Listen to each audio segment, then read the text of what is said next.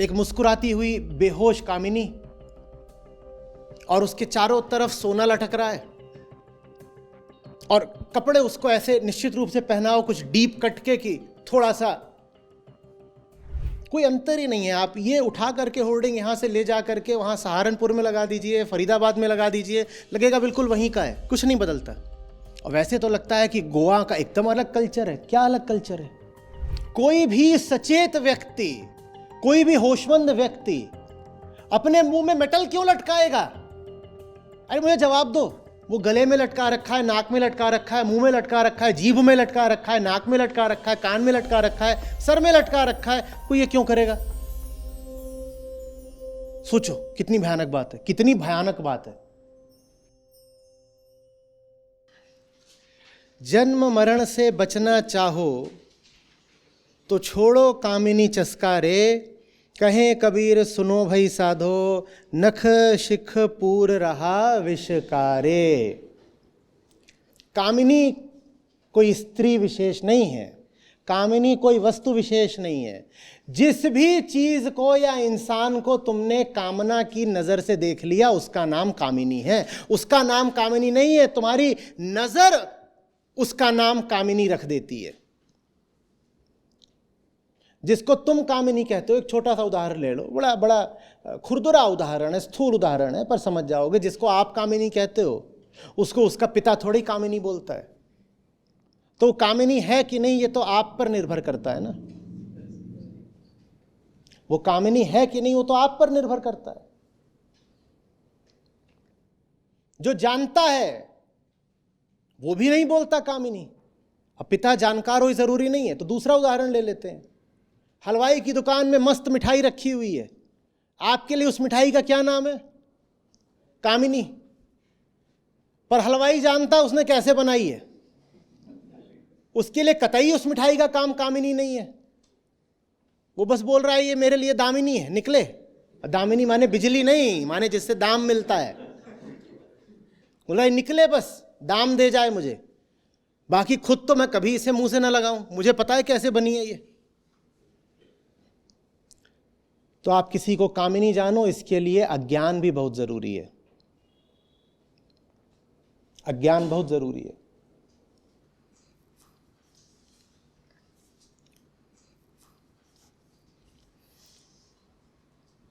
समझ में आ रही है बात? इसीलिए अनजानों के प्रति ज्यादा आकर्षण होता है। प्रकृति ने व्यवस्था बनाई है, और प्रकृति ने व्यवस्था ऐसी बनाई है कि अनजान के प्रति आकर्षण होगा तो उससे प्रकृति के चक्र को लाभ भी हो जाता है। आपके सामने आपकी नस्ल का, आपके रंग का, आपकी जातीयता का, आपकी एथनिसिटी का कोई व्यक्ति आ जाए, और उसकी के साथ साथ किसी दूसरी जगह का कोई व्यक्ति आ जाए, आपको दूसरी जगह का व्यक्ति ज्यादा आकर्षक लगेगा। इसलिए नहीं कि वो ज्यादा आकर्षक है, इसलिए क्योंकि आपके भीतर के रसायनों में पहले ही ये व्यवस्था कर दी गई है कि जरा किसी दूसरे डीएनए का व्यक्ति आपको ज्यादा आकर्षक लगे। उससे जो संतान पैदा होती है वो ज्यादा मजबूत पैदा होती है। और इसीलिए प्रकृति ने व्यवस्था कर दी है कि आम तौर पर घर में भाई बहन वगैरह में खुद ही ज्यादा आकर्षण होता ही नहीं है, क्योंकि उनसे जो संतान पैदा होगी वो कमजोर होगी, उसको ज्यादा बीमारियां लगती हैं। आपसे जितनी दूर का होगा, जितना अनजाना होगा, वो आपको उतना आकर्षक लगेगा। और जो अपने ही आसपास मोहल्ले पड़ोस का हो कहीं का, उसको आपको ये धतूरा, और वही जो धतूरा होगा वो कोई 1000 मील दूर से आ जाए तो उसकी नजर में नायक हो जाएगा, बादशाह हो जाएगा, रंगीला राजा हो जाएगा। आपको ये धतूरा उसको इतना पसंद आ गया, इसलिए पसंद आ गया क्योंकि ये धतूरा उसके लिए अनजाना था। जैसे वो मिठाई आपके लिए अनजानी थी, आप उस मिठाई को जानते नहीं इसलिए आकर्षित हो रहे हो। जो हमसे दूर का होता है, माने जो हमसे अनजाना होता है, माने जिससे हम बेहोशी का रिश्ता बनाते हैं, वो हमेशा ज़्यादा आकर्षक लगता है। और प्रकृति यही चाहती है, क्योंकि जब ऐसा होता है कुछ बेहोशी का काम, तो उसी से संतानें ज़्यादा पैदा होती हैं और ज़्यादा मजबूत पैदा होती हैं। प्रकृति का चक्र बेहोशी में ही आगे बढ़ सकता है। प्रकृति चाहती है बेहोशी बनी रहे, जितनी बेहोशी होगी प्रकृति का काम उतनी तेजी से आगे बढ़ता है। प्रकृति का कौन सा काम? प्रकृति के दो काम है, अच्छे समझिएगा। प्रकृति का एक काम है खरगोशों वाला, और प्रकृति का दूसरा काम है नीचे वाला।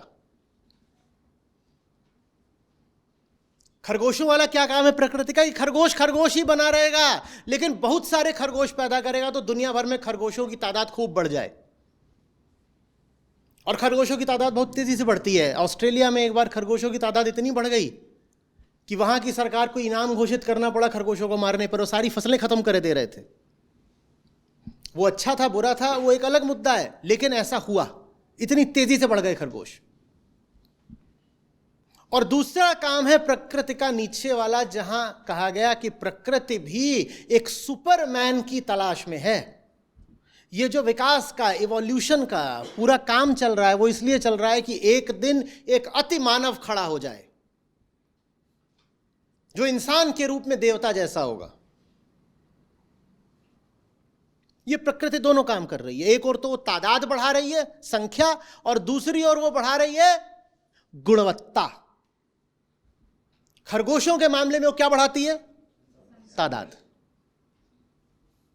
और जब सुपरमैन या अति मानव की बात होती है तब वो क्या बढ़ाना चाहती है? तो प्रकृति जानते हो किस नियम पर चलती है? Quality through quantity. वो कहती है इतने प्रयोग करो, इतने प्रयोग करो, कुछ तो सफल हो ही जाएगा।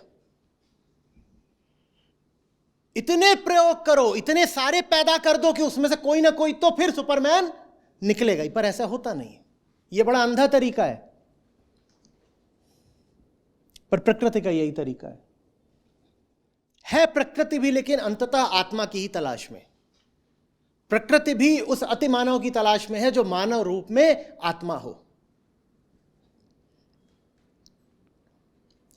समझ में आ रही है बात? ये प्रकृति जो क्वांटिटी का लक्ष्य लेकर के चलती है, हमने कहा उसके लिए बेहोशी बहुत जरूरी है।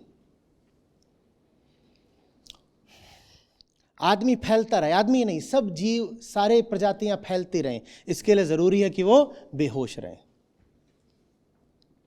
इसी से आपको ये भी समझ में आ रहा होगा कि तादाद फैलाने का जो जरिया है प्रकृति के पास, ज्यादा बड़ा दोनों लिंगों में, माने महिला, उसको प्रकृति ने इतना क्यों बेहोश रखा?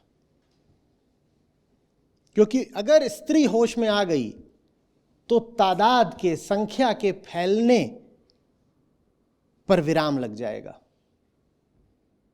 तो कुछ व्यवस्था प्रकृति ने करी और रही सही कसर समाज ने पूरी कर दी कि महिला को बेहोश रखो, महिला को बेहोश रखो। महिला अगर जग गई, और जग हो सकती है क्योंकि मनुष्य है, महिला तो बाद में मनुष्य है, किसी भी अन्य मनुष्य की तरह महिला भी जागृत हो सकती है। अगर महिला जग गई तो ये जो खरगोशों वाला काम है, ये अगर पूरी तरह नहीं रुका तो भी मध्यम पड़ जाएगा, शिथिल पड़ जाएगा। तो महिला को जगने से रोका गया है। ये बात पुरुष पर भी लागू होती है, पर पुरुष से ज्यादा लागू होती है महिला पर, क्योंकि प्रजनन का ज्यादा वास्ता महिला को होता है। ज्यादा लंबा समय वो प्रजनन संबंधी कामों में गुजारती है। बच्चे की परवरिश में कई कई साल पुरुष नहीं लगाता, महिला लगाती है। महिला अगर जग गई तो सवाल पूछेगी, कहेगी मेरी जिंदगी के वो बेशकीमती स्वर्णिम साल कहां गए, कहां गए, कहां गए? कुल एक जवाब आएगा, पॉटी साफ करते गए। तो बेहोशी जरूरी है ताकि ये सवाल कभी आए नहीं। सवाल आ गया तो बड़ी गड़बड़ हो जाएगी, बहुत बहुत तकलीफ हो जाएगी। और वो भी नहीं कि 3 वर्षों का बस एक कोई पीरियड, कोई एक अवधि ना, एक संतान, फिर एक और संतान, फिर एक और संतान, तब तक संतान जब तक जवानी है। और जवानी ही जीवन का स्वर्ण काल है, जब ऊर्जा होती है, जब दम होता है, कुछ करके दिखा सकते हो। और पूरी जवानी किसमें निकाल दी? पहले 1 साल तो गर्भ है, फिर 3 साल पालन पोषण है, और वो बच्चा जीव ऐसा है कि मां के बिना वो चल नहीं सकता, उसको हर समय चिपकाए रहो।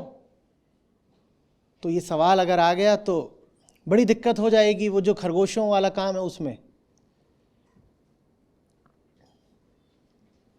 समझ में आ रही है बात? ये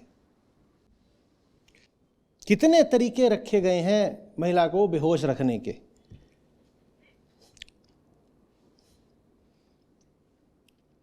उसकी खिड़की जैसे बंद नहीं है, पत्थरों से चिनवा दी गई है। तो जो युवक है उसको जाके वहां पर फिर छेनी हथौड़ा नहीं चलाना पड़ता, डायनामाइट चलाना पड़ता है। अरे ब्लास्ट करो रे, खिड़की फोड़ो, दीवाली फोड़नी पड़ेगी। उस खिड़की का तो नामो निशान मिट रहा है, वहां दीवार आ गई है। आप उत्तर भारत में हो कि दक्षिण भारत में हो कि गोवा पे आ जाओ, जहां यूरोपियन पुर्तगाली संस्कृति की अभी भी छाप है, मामला वही चल रहा है। मैं यहां आ रहा था, यहाँ पे आभूषणों के बड़े बड़े होर्डिंग, और बिल्कुल वैसा ही जैसे वहां पे, चाहे पंजाब हो, उत्तर प्रदेश हो, दिल्ली हो, मेरठ हो, जैसे वहां लगे रहते हैं वैसे यहां लगे हुए हैं, बिल्कुल वही बात।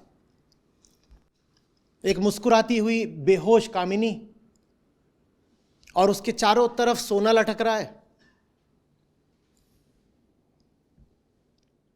और कपड़े उसको ऐसे निश्चित रूप से पहनाओ, कुछ डीप कट के कि थोड़ा सा उसकी छातियां वगैरह दिखाई दे रही हो। कोई अंतर ही नहीं है। आप ये उठा करके होर्डिंग यहां से ले जा करके वहां सहारनपुर में लगा दीजिए, फरीदाबाद में लगा दीजिए, लगेगा बिल्कुल वहीं का है, कुछ नहीं बदलता। और वैसे तो लगता है कि गोवा का एकदम अलग कल्चर है। क्या अलग कल्चर है?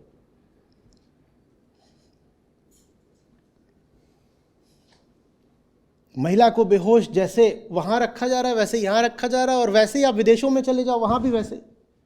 कुछ थोड़े बहुत फर्क रहते हैं बस। कोई भी सचेत व्यक्ति, कोई भी होशमंद व्यक्ति अपने मुंह में मेटल क्यों लटकाएगा? अरे मुझे जवाब दो। ये आपका मुंह है और ये एक मेटल है, वो गले में लटका रखा है, नाक में लटका रखा है, मुंह में लटका रखा है, जीभ में लटका रखा है, नाक में लटका रखा है, कान में लटका रखा है, सर में लटका रखा है। कोई ये क्यों करेगा? सोचो कितनी भयानक बात है, कितनी भयानक बात है। और इसके इश्तहार लटके हुए हैं। कोई ये क्यों करेगा? मेटल, मुंह में मेटल।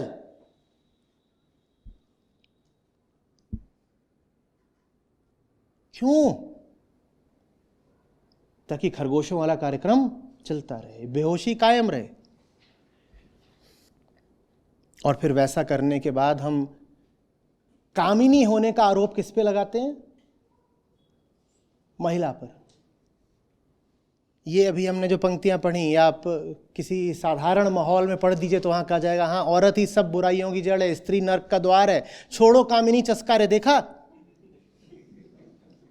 यहां पर महान संत भी तो यही बता रहे हैं कि औरत ही ये विष की बेल होती है, नख शिख विष पूर रहा रे।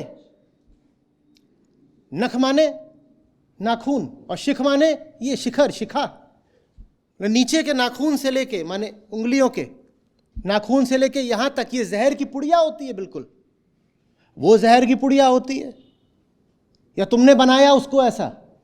लेकिन हमने कहा कि बेहोश आदमी की निशानी ये है कि वो अपनी दुर्दशा का कारण हमेशा,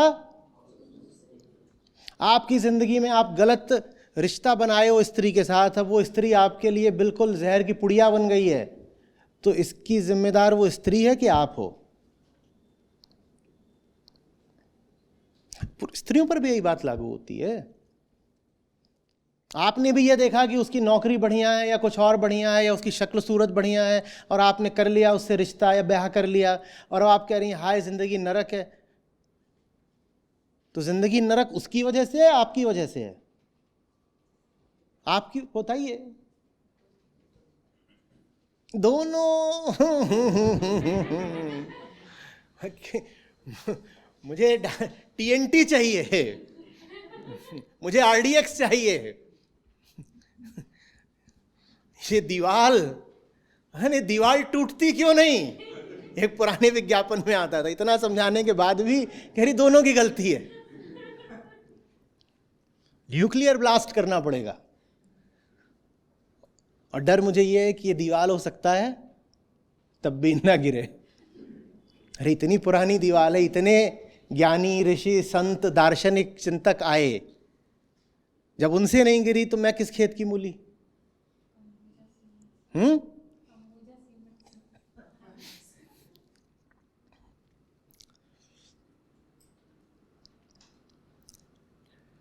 संतों पे इल्जाम लगाए कई बार कि नारी विरोधी थे, मिसोजिनी। इसी तरह की बातें जब सामने आती हैं, अनाड़ियों को समझ में नहीं आती, उनको लगता है ये तो स्त्रियों के खिलाफ बोल रहे हैं, छोड़ो कामिनी चस्कारे, माने महिलाओं के पीछे जाना छोड़ो। अरे महिला के पीछे जाना नहीं छोड़ो, महिला तो देवी भी है। तुम सही खिड़की खोलो। तुम्हें रिश्ता बनाना नहीं आता, और जब रिश्ता बनाना नहीं आता तो कई बार हम रिश्ता बनाने को ही वर्जित कर देते हैं। हम कहते हैं रिश्ता बनाओ ही मत। बहुत सारा अध्यात्म इसी पर है कि रिश्ता बनाना ही गंदी बात है, छिच्छी।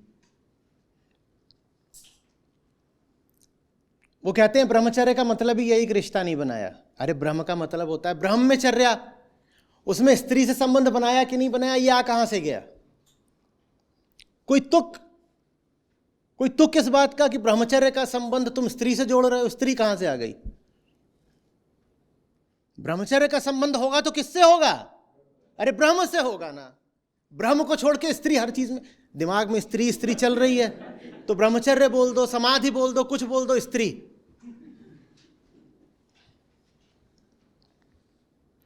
सही संबंध बनाने होते हैं, सही संबंध। अष्टावक्र कहते हैं ना, ग्रहण न त्याग, दोनों में कुछ नहीं रखा है। न तो ये कि जाके चिपक गए, न ये कि त्याग ही कर दिया। रिश्ता सही होना चाहिए। अध्यात्म रिश्ते तोड़ने का नाम नहीं होता, अध्यात्म रिश्तों की मरम्मत का नाम होता है। और रिश्तों की मरम्मत रिश्तों पे छीनी हथौड़ा चला के नहीं होती, अपने ऊपर, अपने केंद्र को ठीक करके होती है। हथौड़ा अपने ऊपर चलाना पड़ता है। सही केंद्र से बनाया जाएगा तो रिश्ता सही होगा, गलत केंद्र से बनाओगे तो रिश्ता गलत होगा। बड़ी विदुषी लड़की हो, आप उससे भी रिश्ता ये सोच के बना सकते हो कि क्या बढ़िया इसका रूप रंग है, क्या इसकी सुगठित और मासल देह है, भोगने में बढ़िया रहेगी। और वो हो सकता है कि टॉप पीएचडी हो, लेकिन रिश्ता आपने उसके ज्ञान से, उसकी विद्वत्ता से थोड़ी बनाया। रिश्ता तो आपने उसके मांस से, उसकी चमड़ी से बनाया है। तो ये आप पे निर्भर करता है ना कि आप सामने वाले व्यक्ति में क्या देख रहे हो, और क्या देख रहे हो इस पे निर्भर करेगा किस खिड़की से देख रहे हो। सही खिड़की से देखोगे तो सही चीज दिखाई देगी, गलत खिड़की से तो गलत चीज दिखाई देगी। खिड़कियां दोनों मौजूद हैं। यही बात पुरुषों पर भी लागू होती है। हो सकता है वो जो सामने पुरुष है वो एक नंबर का मूर्ख, जिसे कहते हैं बंडल, गदहा,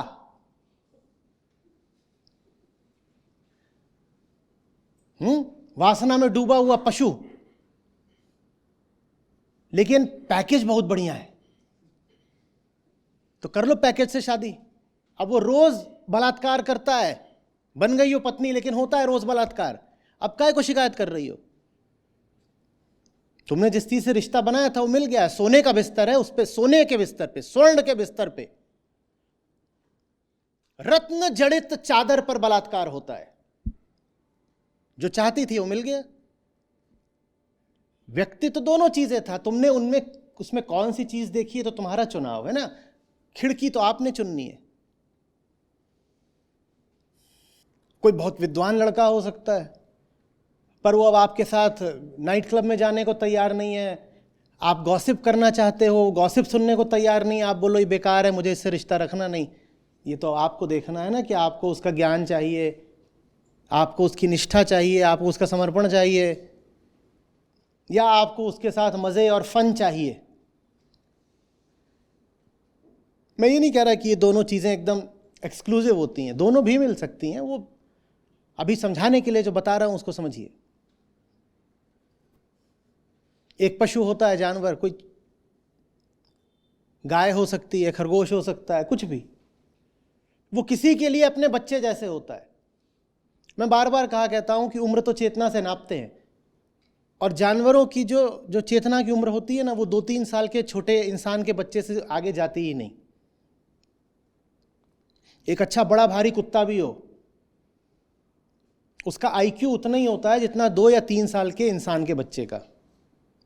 और वो हो सकता है वो कुत्ते की उम्र अब 10 साल हो गई हो। 10 साल माने कुत्ता अब बूढ़ा हो रहा है, 10 साल का बूढ़ा कुत्ता, लेकिन उसका आईक्यू कितना है? जितना 2 साल के आपके चुन्नू का होता है। तो मैं उस कुत्ते को क्या मानूं? अपना बच्चा ही तो मानूंगा, और क्या मानूंगा?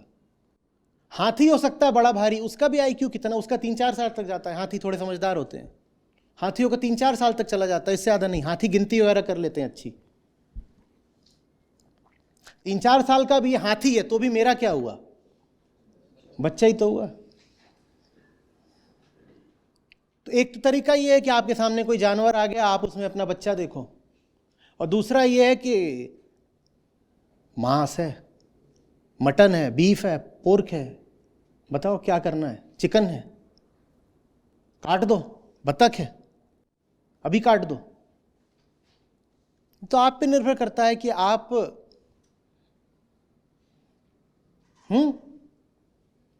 उसमें अपना बच्चा देख रहे हो या मांस देख रहे हो बहुत सारा खाने के लिए। आपकी आंख की बात है ये। तो यही बात हमारे बच्चों की भी है भाई। हमारे लिए हमारा छोटू क्या है? बच्चा है। घर में एक 3 साल का हमारे लिए क्या है? बच्चा है। वही बच्चा जो जंगल निकल जाए, कोई भेड़िया उसको देख रहा है, भेड़िए के लिए वो क्या है? मांस है।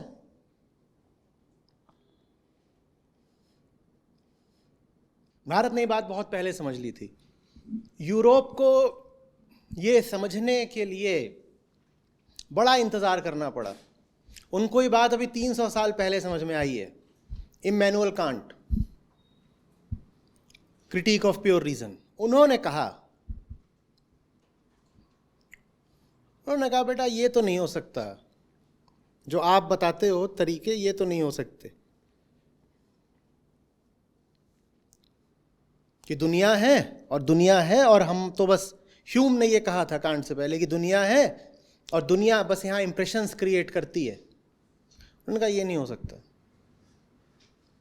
जरूर हम सक्रिय रूप से दुनिया का निर्माण करते हैं, ऐसा नहीं कि दुनिया है, हम दुनिया का निर्माण करते हैं।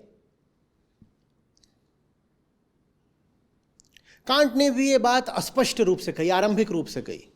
उसको फिर आगे बढ़ाया गया और वहां से पूरे पश्चिमी दर्शन ने ही एक नया मोड़ ले लिया। तो फिर हीगल हो कि सार्त्र हो, आज का जो पूरा दर्शन है वो फिर यहां से शुरू होता है। माइंड की बात होती है। माइंड से पहले वो किसकी बात कर रहे थे? वर्ल्ड की। The world as an objective reality.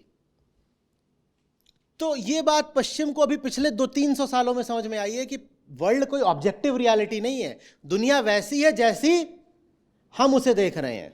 और भारत में ये बात दर्शन की शुरुआत से है, यही वेदांत है कि ये जगत जो है, अष्टावक्र के शब्दों में कहें तो प्रक्षेपण है तुम्हारा। समझ में आ रही है बात? ये आप सही खिड़की से देखो तो नज़ारा सही दिखाई पड़ेगा। आप सही हो तो दुनिया सही है, आप गलत हो तो दुनिया भी गलत, आपकी जिंदगी भी गलत।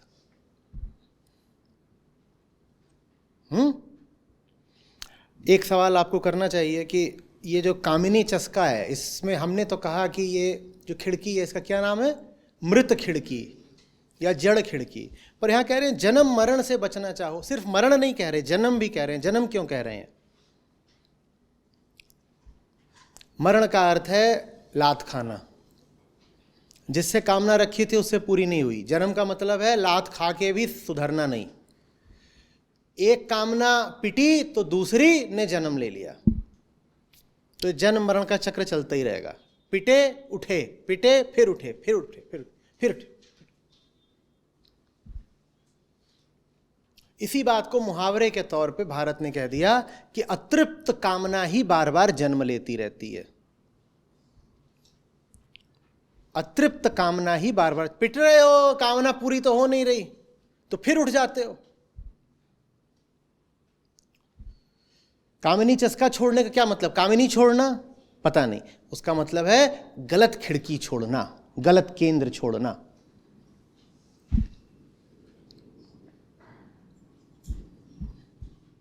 कहे कबीर सुनो भाई साधो, नक्सिक पूर रहा विषकारे।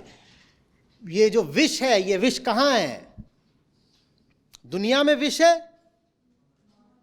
आपके चुनाव में विष है। विष भी आपके पास है और अमृत भी आपके पास है। आप चुन लो आपको क्या चाहिए।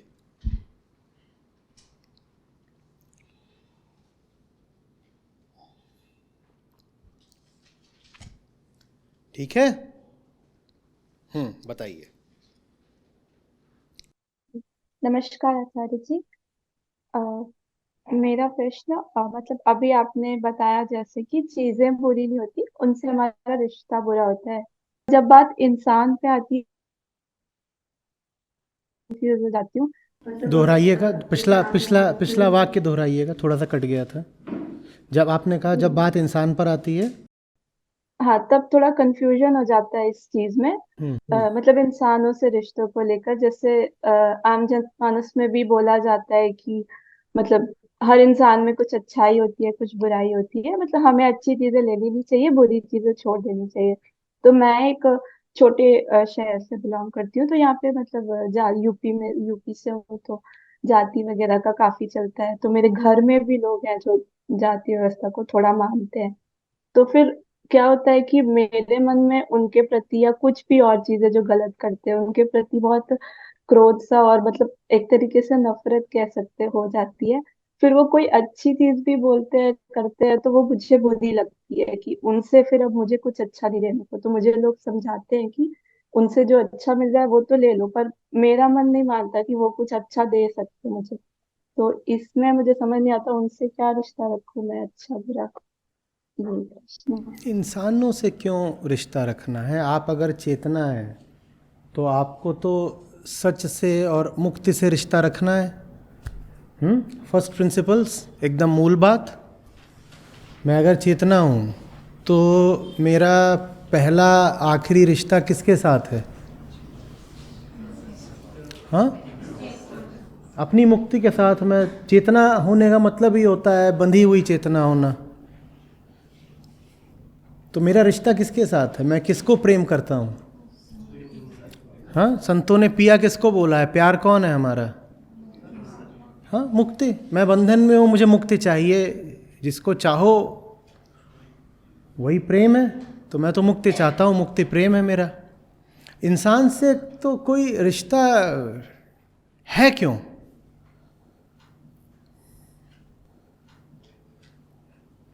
अगर इंसान अच्छा है या बुरा है, ये बात आपके लिए बहुत महत्व की हो जा रही है, तो इसका मतलब ये है कि आपके लिए मुक्ति कम महत्व की है, इंसान ज्यादा महत्व का है।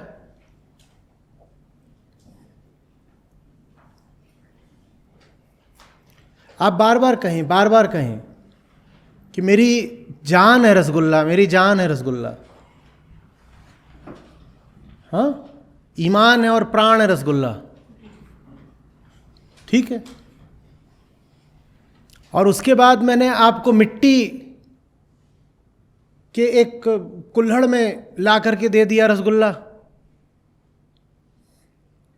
और सोने की कटोरी में ला करके दे दिया, क्या बोलूं, नमकीन। सोने की कटोरी में नमकीन दे दी और माटी के कुल्हड़ में दे दिया रसगुल्ला। और जब तक तश्तरी लाया नहीं था मैं इन दो चीज़ों की, तब तक क्या बोल रही थी? जान है और ईमान है, रसगुल्ला रसगुल्ला। और ये दो चीज़ें सामने ला के रख दी तो छट से वो जो सोने वाली कटोरी थी उठा ली और नमकीन फाँक रहे। इसका मतलब ज़्यादा महत्व का क्या था, रसगुल्ला या सोना? मुझे पात्र से क्या लेना देना, मुझे रसगुल्ले से मतलब है ना। रसगुल्ला मिट्टी में आए या सोने में आए, अगर जान है रसगुल्ला तो फिर रसगुल्ला। हो सकता है किसी चीज में ना आए, कोई उछाल के फेंक दे तो मुंह खोल के डाइव मारेंगे, सीधे अंदर लेंगे। अगर मैंने सचमुच दिल की बात बोली है कि रसगुल्ला, तो दूसरी चीज़ों से मुझे मतलब अब रह ही नहीं जाएगा ना। तो वैसे ही अगर मुझे सच मात्र से मतलब है, सच, तो सच कहां से आ रहा है, क्या लेना देना। मोल करो और पड़ी रहने दो, और जात न पूछो और बूझ लीजिए। मुझे क्या मतलब है कि कहां से आ रही है सही बात। अगर सही है तो लूंगा, और ऊंची से ऊंची जगह से भी फालतू बात आ रही है तो क्यों लेना भाई, क्यों लें। मुझे इससे थोड़ी मतलब है कि पात्र किस चीज का था, मुझे इस चीज से थोड़ी मतलब है कि इंसान का सामने कौन है, क्या है, क्या। इंसानों की इतनी बात कर रहे हो और कह रहे हो अच्छा इंसान तो ठीक है, मैं तो इंसान देख करके बोध साहित्य पढ़ूंगी। अच्छा ठीक है, तो इसका मतलब कि देसी जो है अपना चलेगा सब, क्योंकि हम तो उत्तर प्रदेश से हैं, तो जो बात कही गई है हमारे हिंदी हृदय क्षेत्र में उसको पढ़ लेंगे। अच्छा, तो आचार्य जी ने अभी नाम लिया, वोल्टायर का नाम लिया और नीत्शे का नाम लिया और कांट का नाम लिया। नहीं नहीं नहीं नहीं नहीं, ये सब गंदे गोरे थे, छी, इनकी नहीं सुनते। ये क्या क्या हो गया। अरे, और वोल्टायर वो तो फ्रांस का था, वहाँ तो नग्नता चलती है, तो उनकी तो एकदम ही नहीं सुनेंगे। ह्यूम, अरे वो तो अंग्रेज था, और अंग्रेज़ों ने तो यहाँ पे आकर के इतना हम पे जुल्म करा है, तो अंग्रेजी कोई दार्शनिक हो, चिंतक हो, उसकी तो एकदम नहीं पढ़ेंगे। तो न्यूटन को भी छोड़ दो, फिर न्यूटन को भी छोड़ दो, काहे को फिर न्यूटन को पढ़ते हो।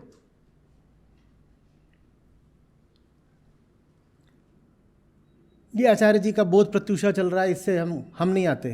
क्यों? चीन से आजकल मनमुटाव है हमारा, ये लाओत्जू वाला नहीं चलेगा मामला।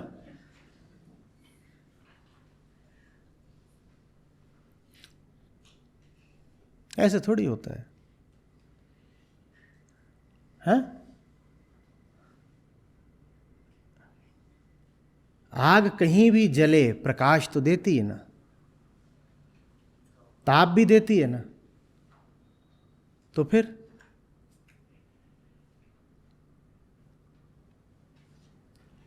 समझ में आ रही है बात। और अगर आप ध्यान नहीं दोगे, पूर्वाग्रहग्रस्त हो जाओगे, तो फिर आप ये भी कैसे पता करोगे कि जो बात सामने वाला कह रहा है वो गलत ही है। गलत बात से बचने के लिए भी तो जो बात है उस पर ध्यान देना पड़ेगा ना। नहीं तो ये तो छोड़िए कि सही बात नहीं पता चली और मैंने सही बात की उपेक्षा कर दी, फिर गलत बात भी नहीं पता चलेगी। फिर कहीं से गलत बात आ रही होगी, आपको लग रहा होगा सही जगह से आ रही है तो सही होगी, आप गलत को भी स्वीकार कर लोगे। तो जो हो रहा है उस पर निष्पक्ष होकर, पूर्वाग्रह मुक्त होकर ध्यान देना सीखिए। ध्यान ही आपको ये भी बता देगा कि नहीं सुनना है। डरने की क्या बात है, अगर जो बोल रहा है वो बोलने वाला एकदम मूर्ख ही है, तो ये तो उसकी कही हुई बात की परख से ही साबित हो जाना है ना। तो परख करने से हम क्यों घबराएं। ध्यान का मतलब ही होता है परख। जो भी बात कही जा रही है हम क्यों कहें कि आदमी गलत है, नहीं सुनेंगे। अच्छा तुम कहो, हम सुनेंगे। और अगर तुम सचमुच मूर्ख हो तो हम जितना सुनेंगे उतना ज्यादा प्रमाणित होता जाएगा कि तुम मूर्ख हो, है ना।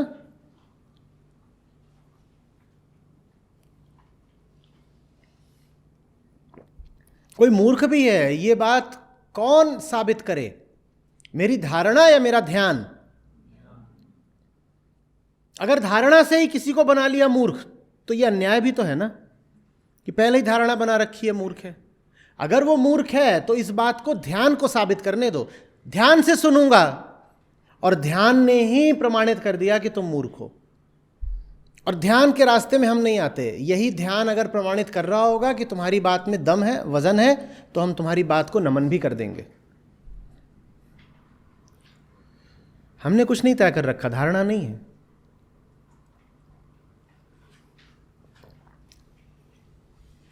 समझ में आ रही है बात।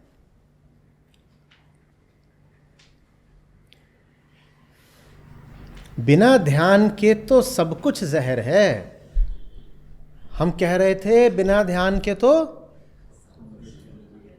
अमृत भी जहर है।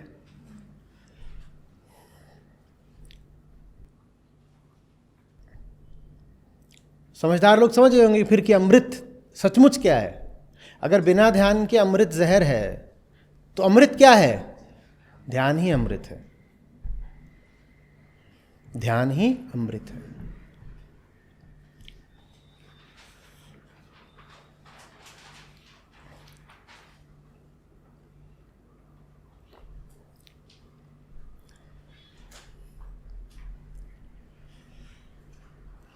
कुछ बन रही है बात? नहीं।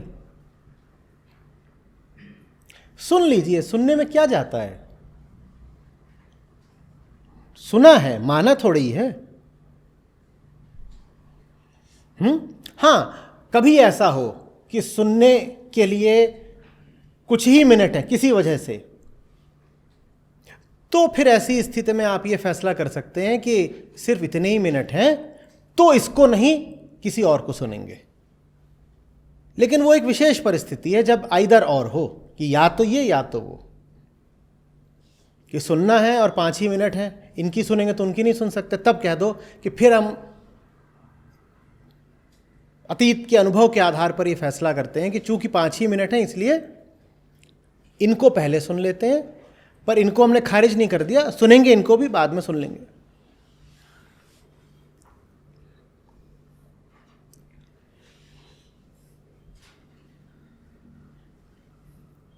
समझ रहे हैं?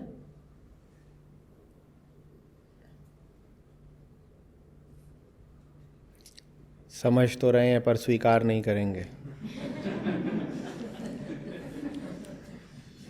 नहीं सुनना माने नहीं सुनना।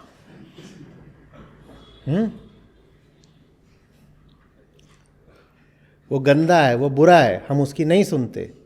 अरे बाबा, सुनोगे और वो सचमुच गंदा या बुरा या जो भी, तो ज्यादा सफाई से पता चल जाएगा ना वो कैसा है। खिड़की कभी गलत मत चुनो। खिड़की तो हमेशा ध्यान की रहे, वही अमृत खिड़की है।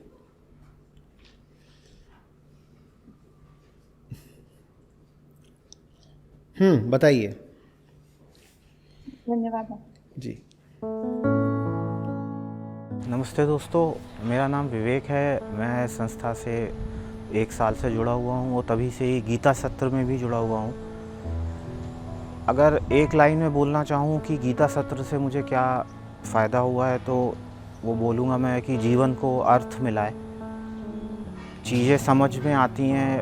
और पहले कुछ जैसे अकेलापन भी हमेशा महसूस ही होता था, कुछ कमी सी महसूस होती थी, तो वो उस चीज़ों से काफ़ी हद तक छुटकारा मिल गया है। जो एक सबसे बड़ा पर्सनल मेरे लिए अचीवमेंट रहा कि मैं नॉन वेजिटेरियन था पिछले 40 साल से, मतलब सिंस चाइल्डहुड ओनली, क्योंकि हमारे घर में खाते थे। तो उसको मैंने गीता सत्र से जुड़ने के बाद 2-3 सेशन के अटेंड करने के बाद ही मैं एकदम से उस चीज़ को छोड़ पाया, और तब से मैं मतलब काफ़ी खुश हूँ और वेगनिज़म की तरफ भी धीरे धीरे बढ़ रहा हूँ।